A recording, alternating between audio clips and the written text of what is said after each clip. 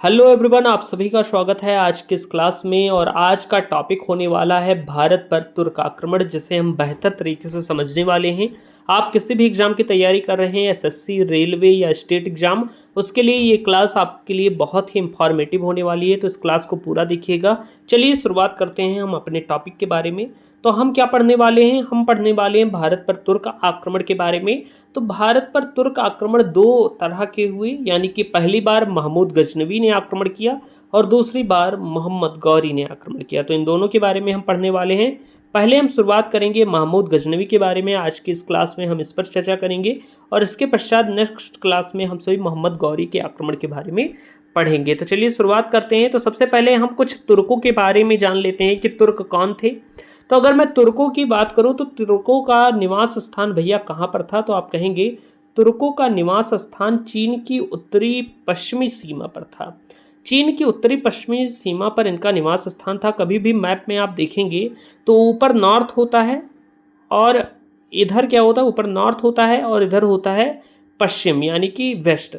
ऊपर नॉर्थ, इधर वेस्ट, और इधर जो हो जाएगा जहाँ पर मैंने ये एरो खींचा है, आप देखेंगे अगर मैं बात करूं ये वाली डायरेक्शन क्या हो जाएगी? तो ये हो जाएगी नॉर्थ वेस्ट, यानी कि जिसे हम उत्तर पश्चिम कहते हैं। तो यहाँ पर कहा गया है कि जो चीन के उत्तरी पश्चिमी सीमा पर किसका निवास स्थान था? तो भैया तुर्कों का निवास स्थान था। ये बात आपको क्लियर होगी। अब मैं बात करूं मैप में कि ये एरिया कहाँ पर पड़ता है, तो मैंने एरो के माध्यम से यहाँ पर समझाया भी है कि जो ये वाला इलाका है भैया, ये चीन का उत्तरी पश्चिमी सीमा पड़ता है और यहीं के रहने वाले थे तुर्क। ये बात आपको ध्यान रखनी है। तो सीधा आपको ध्यान रखना है कि तुर्कों का निवास स्थान चीन के उत्तरी सीमा पर था। इतनी चीज़ें आपको क्लियर हो गई होंगी। अगर मैं बात करूं तुर्कों के बारे में, तो तुर्क लड़ाकू और बर्बर थे। ये बात आपको ध्यान रखनी है, यानी कि ये हमेशा लड़ाइयाँ करते थे और ये एकदम निर्दयी थे, यानी कि दया नहीं दिखाते थे और बहुत ही शक्तिशाली हुआ करते थे। तो तुर्क लड़ाकू और बर्बर थे। अच्छा, तुर्क क्या शुरुआत से ही इस्लाम धर्म को मानने वाले थे? तो ऐसा बिल्कुल नहीं था। तुर्क लोग पहले बौद्ध धर्म को माना करते थे, लेकिन जब ये अरबियों के संपर्क में आए और अरबियों ने कुछ समय तक इन पर शासन भी किया, तो ये इस्लाम धर्म में कन्वर्ट हो गए। ये बात आपको ध्यान रखनी है। लेकिन ये शक्तिशाली बहुत थे, इनमें ताकत बहुत होती थी। ये लड़ाकू और बर्बर जाति से थे, इसलिए इन्होंने अरब शासकों को क्या कर दिया था? पराजित कर दिया था और पराजित करके उनके क्षेत्र पर अपना वर्चस्व स्थापित कर दिया था। जो गजनी वाला इलाका था, वहाँ पर काबुल, कंधार, ये वाला जो क्षेत्र था, यहाँ सब तुर्कों का फिर वर्चस्व स्थापित हुआ। और जब वर्चस्व स्थापित हुआ तो ये सभी भारत की ओर बढ़े। और चलिए शुरुआत करते हैं हम पढ़ना भारत पर तुर्क आक्रमण की, यानी कि महमूद गजनवी के भारत पर आक्रमण के बारे में। तो उससे पहले हम गजनवी के वंश के बारे में कुछ चीज़ें जान लेते हैं, जो कि ऐतिहासिक पृष्ठभूमि से संबंधित है और जिनसे परीक्षा में प्रश्न पूछ लिए जाते हैं। तो हम पहले बात करेंगे किसके बारे में? गजनी वंश के बारे में। गजनी वंश की अगर मैं बात करूं तो तुर्कों द्वारा स्थापित किया गया एक वंश था जिसका नाम है गजनी वंश। और गजनी वंश को हम एक और नाम से जानते हैं जिसका नाम है यामनी वंश। इसे हम यामनी वंश भी कहते हैं और गजनी वंश भी कहते हैं। अगर मैं बात करूं गजनी वंश की स्थापना या यामनी वंश की स्थापना किसके द्वारा की गई थी, तो आप कहेंगे अल्पतगीन के द्वारा की गई थी। ये बात आपको ध्यान रखनी है, परीक्षा में पूछा भी गया है कि गजनी वंश की स्थापना किसके द्वारा की गई थी। तो आपको ध्यान रखना है अल्पतगीन के द्वारा की गई थी। अब मैं बात करूं अल्पतगीन की, तो अल्पतगीन का दामाद हुआ जिसका नाम था सुबुक्तगीन। सुबुक्तगीन नाम का व्यक्ति अल्पतगीन का दामाद और गुलाम दोनों हुआ करता था, जो कि 977 ईस्वी से 997 ईस्वी तक इसका शासन रहा। तो आपको ये ध्यान रखना है कि अल्पतगीन का दामाद था कौन? सुबुक्तगीन। ये बात आपको ध्यान रखनी है। और भैया यही सुबुक्तगीन है जो भारत पर पहली बार आक्रमण करता है, यानी कि यह पहला तुर्की शासक था जिसने भारत पर आक्रमण किया था। कौन था भैया? वो था सुबुक्तगीन। आपको ध्यान रखना है, सुबुक्तगीन पहला ऐसा तुर्की शासक था जिसने भारत पर आक्रमण किया था। ये बात आपको ध्यान रखनी है।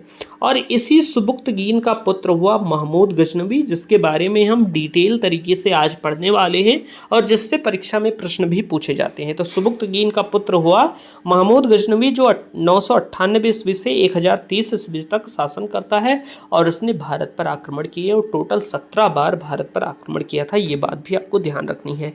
इसके पश्चात मैं बात करूं सुबुक्तगीन की, क्योंकि सुबुक्तगीन पहला तुर्की शासक था जिसने भारत पर आक्रमण किया था, तो इसके बारे में कुछ चीज़ें हमें जानना बहुत ज़रूरी है। अगर मैं बात करूं सुबुक्तगीन की, तो सुबुक्तगीन ने आक्रमण किसके विरुद्ध किया था, तो आप देखेंगे सुबुक्तगीन ने हिंदू राजशाही या आप कहेंगे हिंदू शाही राजवंश के शासक जयपाल को पराजित किया था। 987 ईस्वी में पराजित किया था और पेशावर क्षेत्र जो कि वर्तमान में पाकिस्तान में पड़ता है उस पर अधिकार भी कर लिया था। यानी आपको ध्यान रखना है कि 987 ईस्वी में सुबुक्तगीन के द्वारा हिंदू शाही शासक जयपाल पर आक्रमण किया जाता है। दोनों में भीषण युद्ध होता है, लेकिन इस युद्ध में सुबुक्तगीन विजयी होता है और जब वह विजयी होता है तो वह पेशावर क्षेत्र को जीत लेता है जयपाल से।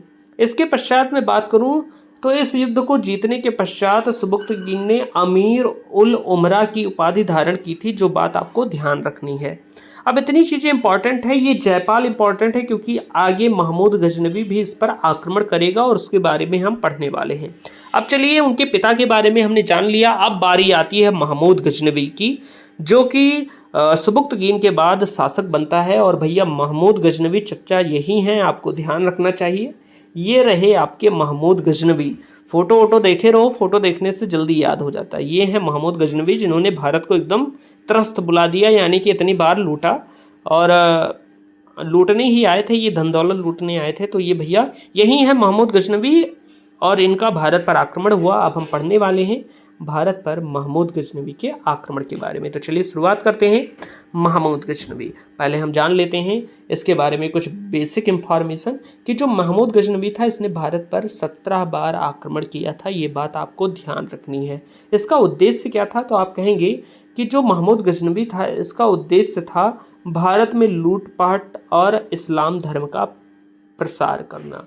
यानी कि महमूद गजनवी ने भारत पर आक्रमण क्यों किया था, अगर आपसे पूछा जाए कि इसका उद्देश्य क्या था, तो पहला तो उद्देश्य यही था कि इसे धन दौलत लूटना था और इसे पता था कि भारत सोने की चिड़िया है। हमारा भारत सोने की चिड़िया कहा जाता था, धन संपदा के मामले में सबसे आगे था। इसलिए जो आसपास के क्षेत्र के लोग हुआ करते थे इसी ताक में बैठे रहते थे कि कब मौका मिले तो भारत पर आक्रमण करें और धन दौलत लूटें। तो पहला कारण था धन दौलत लूटना और दूसरा इस्लाम धर्म का प्रचार प्रसार करना। अगर मैं बात करूं महमूद गजनवी की, तो यह खलीफा के द्वारा सुल्तान घोषित किया गया था। ये बात आप ध्यान रखेंगे। और यह विश्व का पहला शासक था। आप कह सकते हैं कि सुल्तान की उपाधि धारण करने वाला विश्व का प्रथम शासक कौन था, तो आप कहेंगे विश्व का प्रथम शासक था महमूद गजनवी। ये बात आपको ध्यान रखनी है कि महमूद गजनवी सुल्तान पद को धारण करने वाला विश्व का पहला शासक था। इसने खलीफा के द्वारा सुल्तान घोषित किया गया था। ये बात आपको ध्यान रखनी है। इसकी कुछ प्रमुख उपाधियां थीं कि इसने यामिन उद दौला की उपाधि धारण की थी। ये बात आपको ध्यान रखनी है। किसने? यामिन उद दौला और यामिन उल बिल्लाह की उपाधि धारण की थी। ये दोनों उपाधियां इंपॉर्टेंट आपको ध्यान रखनी है। इसने यामिन उद दौला और यामिन उल बिल्लाह की उपाधि धारण की थी। ये बात आपको ध्यान रखनी है। अगर मैं बात करूं तो महमूद गजनवी ने खुद को मूर्ति भंजक कहा था। महमूद गजनवी ने खुद को क्या कहा था कि मैं मूर्ति भंजक हूँ, यानी कि मूर्तियों को तोड़ने वाला हूँ, और इसीलिए इसने मंदिरों को लूटा और भारतीय देवी देवताओं के मूर्तियों को तोड़ा। यही था महमूद गजनवी। अब हम बात करने वाले हैं महमूद गजनवी के कुछ प्रमुख आक्रमण के बारे में जो कि इम्पोर्टेंट हैं और जिनके बारे में आपको जानना जरूरी है अगर एग्जाम में पूछ लिए जाते हैं। तो पहला अभियान, आप ये ना सोचिएगा कि 17 बार आक्रमण किया तो 17 अभियान हमें पढ़ना है। नहीं भैया, 17 प्रमुख नहीं है, जो प्रमुख हैं वही पढ़ना है। और ये भी इस तरीके से भी नहीं पढ़ना है कि ये पहला था ये दूसरा था। जो प्रमुख है वही मैं पढ़ा देता हूँ, उन्हीं से प्रश्न पूछा जाएगा। वैसे बहुत ज़्यादा प्रश्न इससे नहीं पूछा जाता है, जो इंपॉर्टेंट प्रश्न है वही पूछ लिए जाते हैं बस। तो आप ध्यान रखेंगे भैया कि 1001 ईस्वी में वहिंद पर आक्रमण करता है महमूद गजनवी और वहां पर होता है वहिंद का युद्ध। अगर मैं बात करूं कि वहिंद का युद्ध किसके किसके मध्य में हुआ था, तो आप कहेंगे वहिंद का युद्ध जयपाल और महमूद गजनवी के मध्य में हुआ था, या जिसे मोहम्मद गजनवी भी कहते हैं। तो जयपाल और मोहम्मद गजनवी के मध्य में क्या हुआ था, तो वहिंद का युद्ध हुआ था। और इस युद्ध में मोहम्मद गजनवी क्या हुआ था, महमूद गजनवी विजयी हुआ था। ये बात आप ध्यान रखेंगे।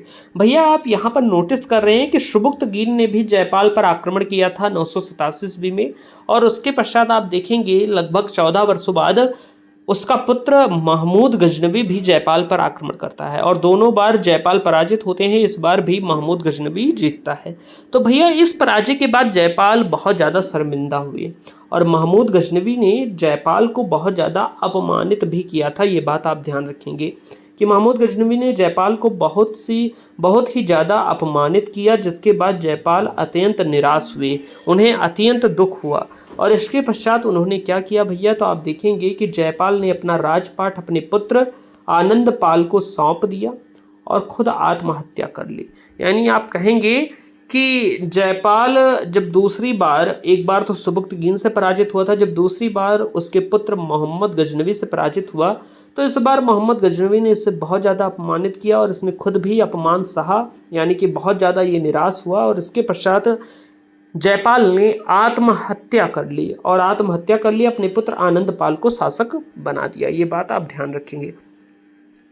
इसके पश्चात मैं बात करूं कि जब आनंदपाल, या आप कहेंगे जयपाल, जब पराजित हुए और उन्होंने आत्महत्या कर ली, तो उसके पश्चात क्या हुआ कि महमूद गजनवी ने जयपाल के नाती सुखपाल को इस्लाम धर्म में परिवर्तित कर लिया था। यहाँ से प्रश्न पूछा जाता है परीक्षा में, आपको ध्यान रखना है कि महमूद गजनवी ने जयपाल के नाती, यानी कि जयपाल के नाती आप कह सकते हैं, यानी कि जयपाल के पुत्र का पुत्र जो था उसका नाम था सुखपाल, और सुखपाल को इस्लाम धर्म में कन्वर्टेड कर दिया था, यानी कि परिवर्तित कर दिया था, और जैसे नौसा शाह के नाम से जाना गया। आपको ये ध्यान रखना है। आपसे पूछ सकते हैं कि जयपाल ने किस शासक के पौत्र को आप कह सकते हैं कि इस्लाम धर्म स्वीकार कराया था, तो वो थे जयपाल ही। जयपाल के ही नाती को आप कहेंगे, जयपाल के पौत्र जिनका नाम था सुखपाल, उन्हें इस्लाम धर्म में कन्वर्टेड करा दिया था, या आप कहेंगे परिवर्तित करा दिया था, उन्हें इस्लाम धर्म स्वीकार करा दिया था।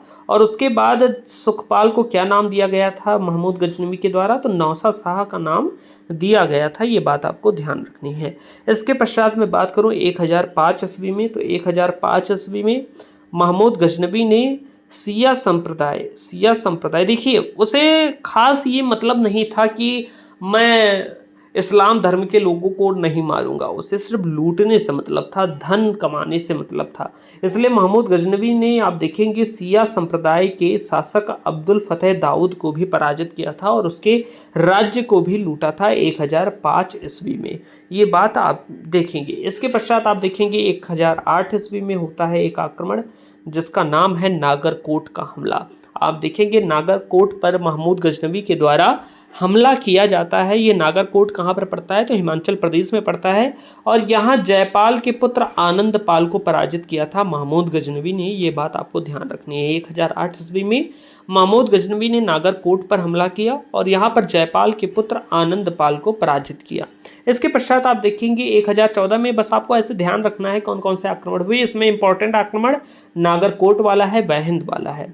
ये थानेश्वर वाला उतना इंपॉर्टेंट नहीं है, लेकिन आप ध्यान रखिएगा कि 1014 ईस्वी में महमूद गजनवी ने थानेश्वर पर भी आक्रमण किया था। ये बात ध्यान रखेंगे। 1018 वाला इंपॉर्टेंट है। 1018 ईस्वी में महमूद गजनवी ने कन्नौज, मथुरा और वृंदावन को भी लूटा था। महमूद गजनवी ने मथुरा को कहा था कि मथुरा जैसे स्वर्ग लग रहा हो, और यहाँ से उसे बहुत ज़्यादा सोना चांदी और जवाहरात प्राप्त हुए थे 1018 ईस्वी में। तो उसने कन्नौज, मथुरा, वृंदावन को भी लूटा था। इसके पश्चात आप देखेंगे 1021 में ये इंपॉर्टेंट हो जाता है, कालिंजर अभियान किया जाता है। किसके द्वारा, तो आप कहेंगे महमूद गजनवी के द्वारा। महमूद गजनवी के द्वारा 1028 ईस्वी में कालिंजर अभियान किया जाता है। ये बात आप ध्यान रखेंगे।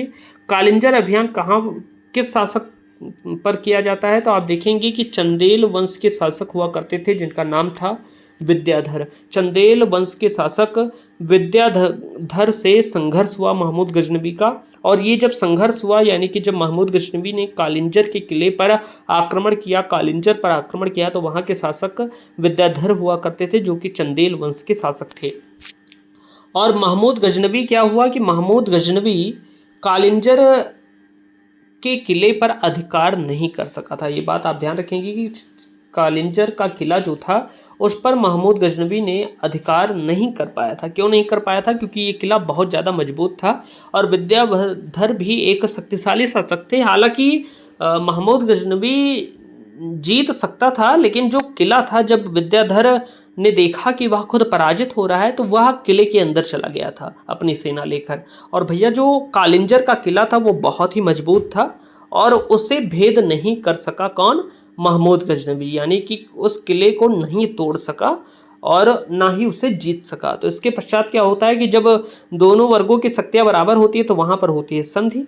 तो विद्याधर और गजनवी के मध्य संधि हो गई, वह कालिंजर किले को नहीं जीत पाया था। ये बात आपको ध्यान रखनी है। इसके पश्चात मैं बात करूं भैया, तो ये इनके प्रमुख अभियान थे जो हमने पढ़े, ये इनके प्रमुख अभियान थे और ये शायद थोड़े कम पेजेस आए हैं यहाँ पर, उसके लिए माफ़ी चाहता हूँ। 2 मिनट रुकिए, मैं वीडियो रोक कर इसके आगे का ऐड करता हूँ।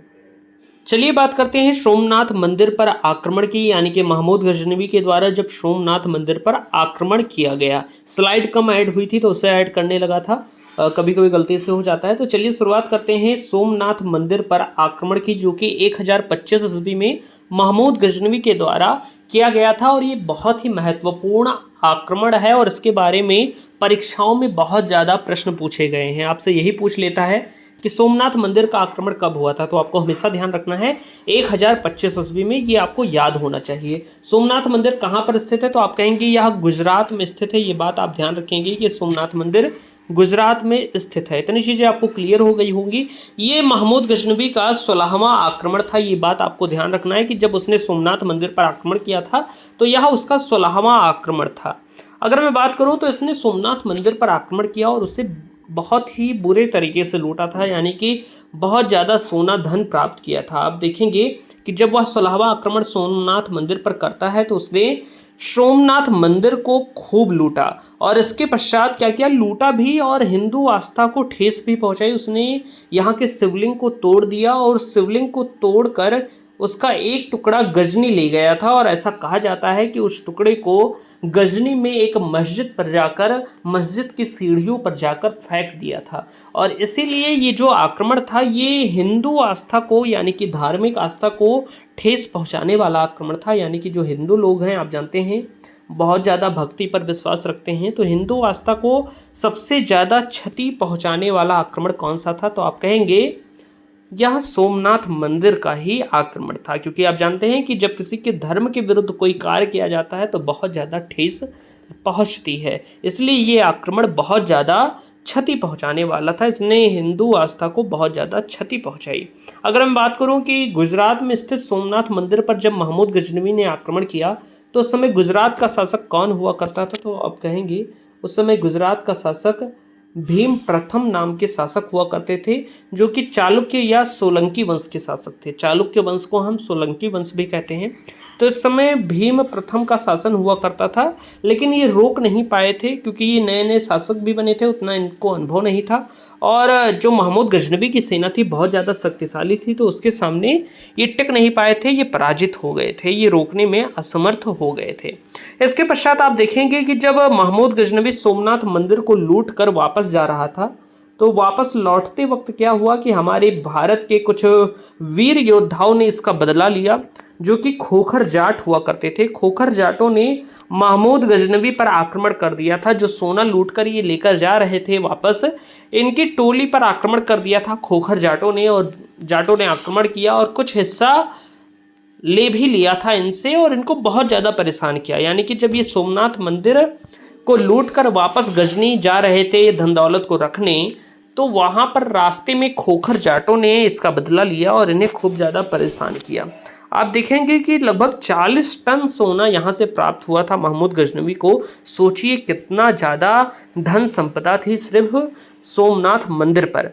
आप देखेंगे क्या होता है कि 16वां आक्रमण जब महमूद गजनवी करता है तो उसके बाद उसने ये नहीं सोचा था कि अब फिर से आक्रमण करेगा, वह इसे लास्ट आक्रमण समझकर वापस जा रहा था। लेकिन जब जाटों ने उसे रास्ते में बहुत ज़्यादा परेशान किया तो वह 1027 ईस्वी में फिर से लौट कर आया।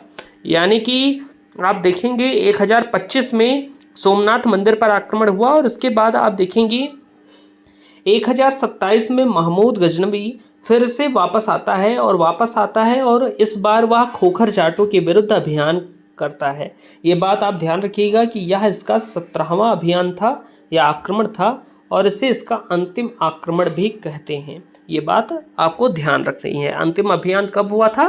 तो 1027 ईस्वी में हुआ था खोखर जाटों के विरुद्ध। इतनी चीज़ें आपको क्लियर हो गई। तो यहाँ पर इनके जो महमूद गजनवी थे, इनके प्रमुख युद्ध अभियान खत्म होते हैं। अब हम जान लेते हैं महमूद गजनवी के कुछ समकालीन लेखों के बारे में जिनसे परीक्षा में प्रश्न पूछे जाते हैं। तो चलिए बात करते हैं महमूद गजनवी के समकालीन लेखकों के बारे में।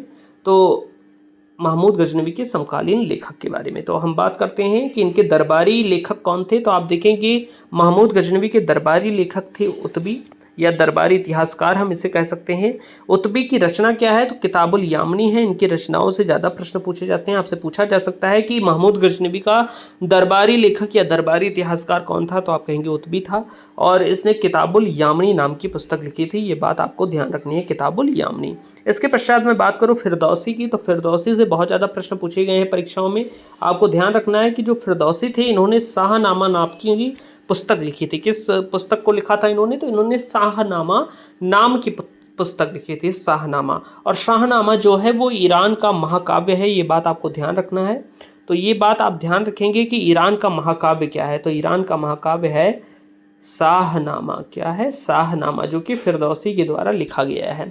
अगर मैं बात करूँ साथ ही, तो फिरदौसी को पूर्व का होमर भी कहते हैं। ये बात आपको ध्यान रखनी है। परीक्षा में पूछा जा सकता है कि पूर्व का होमर किसे कहते हैं? तो फिरदौसी को कहते हैं। इसके पश्चात मैं बात करूँ साथ ही कुछ महत्वपूर्ण चीज़ें जैसे अलबरूनी के बारे में। इनसे परीक्षा में बहुत ज़्यादा प्रश्न पूछे जाते हैं। इन्होंने 2 पुस्तकें लिखी थी जो ज़्यादा पूछी जाती हैं, किताबुल हिंद और तारीख़ हिंद। ये बात आपको ध्यान रखनी है। किताबुल हिंद, तारीख़ हिंद किसके द्वारा लिखी गई थी? तो अलबरूनी के द्वारा लिखी गई थी। और ये जो दोनों पुस्तकें हैं किस भाषा में लिखी गई हैं? तो आप कहेंगे ये अरबी भाषा में लिखी गई हैं। ये बात भी आपको ध्यान रखनी है। इसके पश्चात मैं बात करूँ तो पुराणों का अध्ययन करने वाला पहला मुस्लिम इतिहासकार कौन था? आपसे कोई पूछे तो आप कहेंगे अलबरूनी। अलबरूनी पुराणों का अध्ययन करने वाला पहला मुस्लिम इतिहासकार था। उम्मीद है आज की यह क्लास आपको पसंद आई होगी। हमने डिटेल तरीके से महमूद गजनवी के बारे में पढ़ लिया है। आप इसके नोट्स डाउनलोड करना चाहें और क्विज देखना चाहें तो टेलीग्राम चैनल को ज्वाइन कर सकते हैं। धन्यवाद।